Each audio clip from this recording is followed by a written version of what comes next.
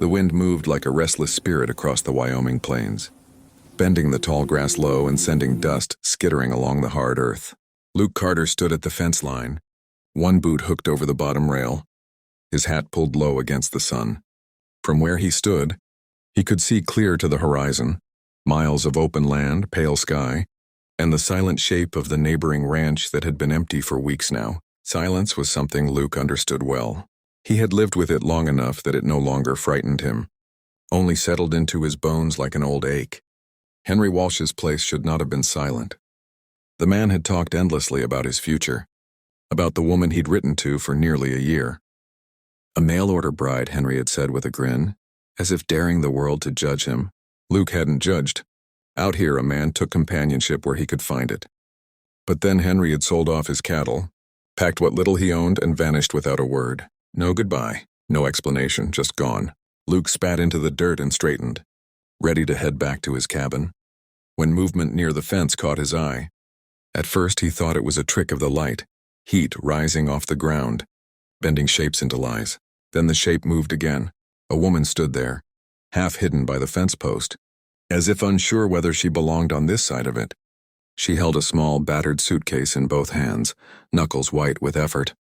Her dress was travel-worn, the hem dust-stained, and her boots looked better suited for city streets than prairie soil. Luke froze. Women did not simply appear out here. He took a cautious step forward, boots crunching softly. The sound made her look up. Her eyes widened, dark and alert, and for a brief moment she looked like a trapped animal deciding whether to run. Luke lifted one hand slowly, palm open. "Easy," he said, his voice rough from disuse. "Didn't mean to startle you." She swallowed, visibly steadying herself. I'm sorry. I didn't know where else to go." Her voice carried an accent he couldn't place exactly. Eastern, maybe softened by something gentler. Luke glanced toward the empty house behind her, then back at her face. Up close he could see exhaustion etched beneath her composure, the kind that came from long travel and longer disappointment. "You're on Walsh's land," Luke said carefully. Her shoulders sagged at the name. "That's where I was meant to be." Something tightened in Luke's chest. "You know Henry?" "I was supposed to marry him," she said, the words practiced, as if she'd repeated them to herself all day. "I arrived this morning." The house was empty. Neighbors in town said he left weeks ago. Luke exhaled slowly. So it was true. He removed his hat, turning it in his hands. "I'm sorry," he said, and meant it.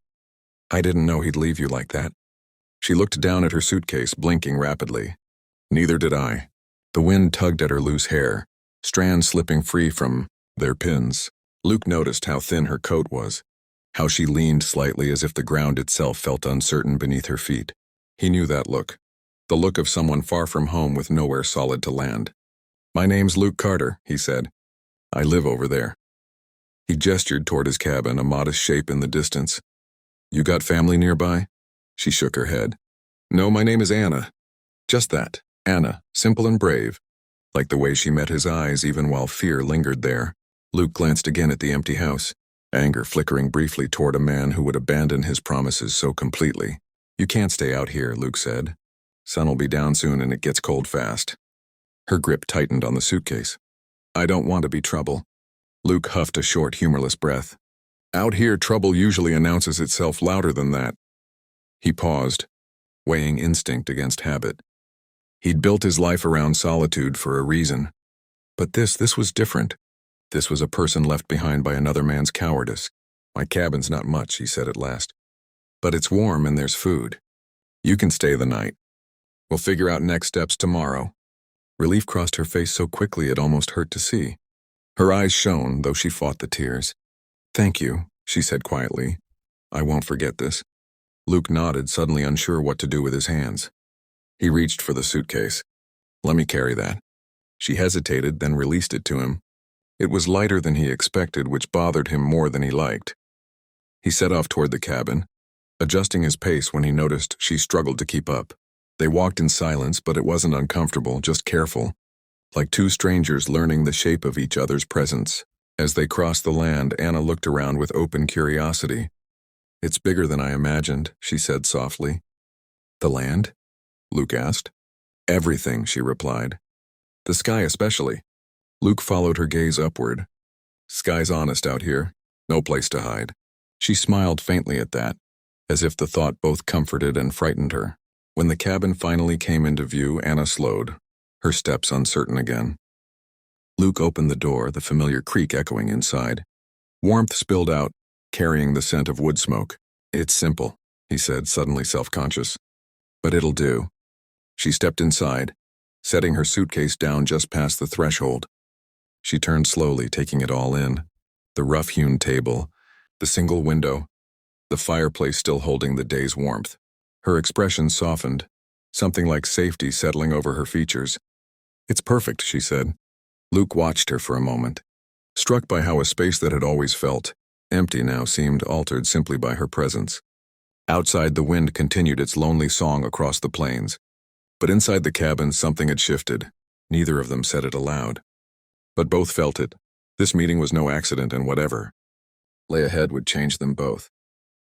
The cabin settled into a new rhythm with Anna inside it, as if the walls themselves were listening and adjusting. The first night passed quietly. Luke gave her his bed without hesitation and took the chair by the fire, insisting he'd slept worse in worse places. Anna protested once, then stopped, perhaps understanding that pride worked differently out here. When morning came, sunlight spilled through the small window and painted the room in soft gold. Luke woke to the sound of movement, careful footsteps, the clink of a kettle.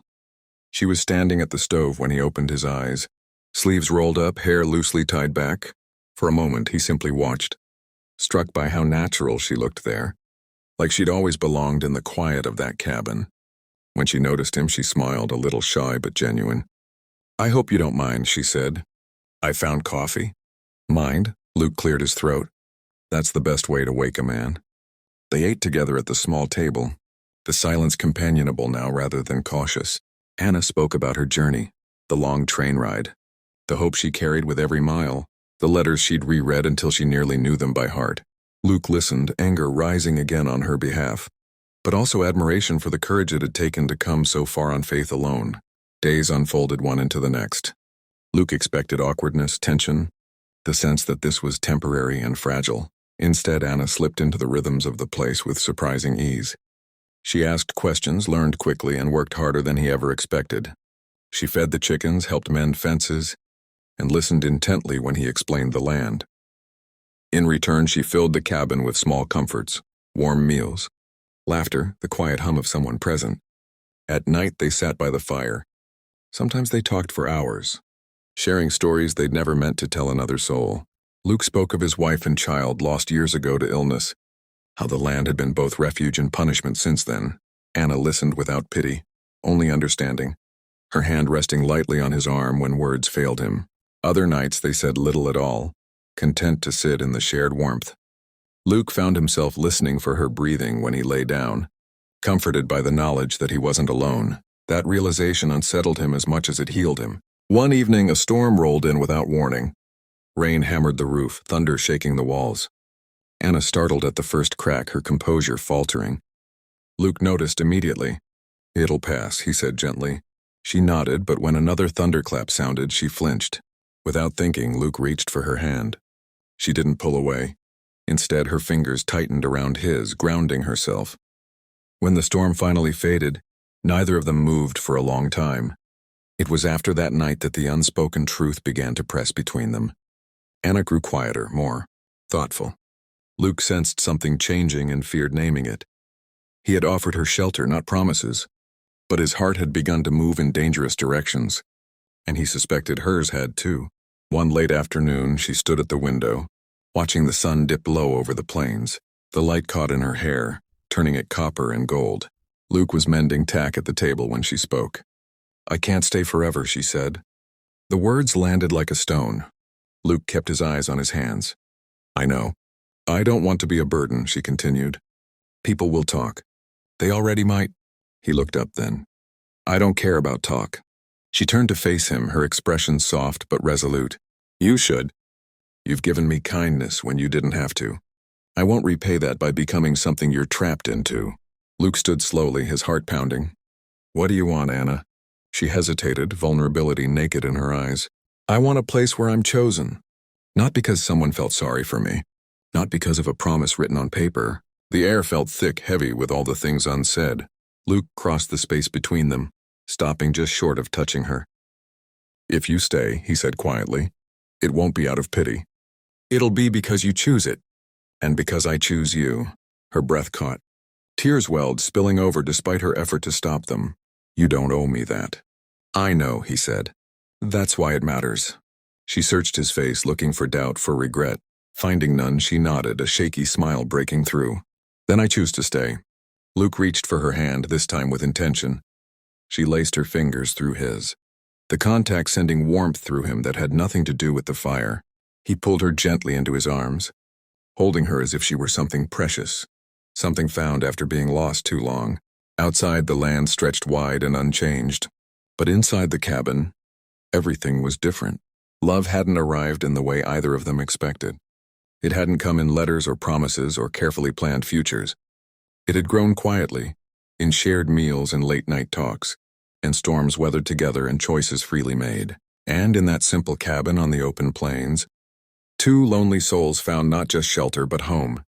Enjoyed the story? Hit like, and subscribe for more emotional stories like this.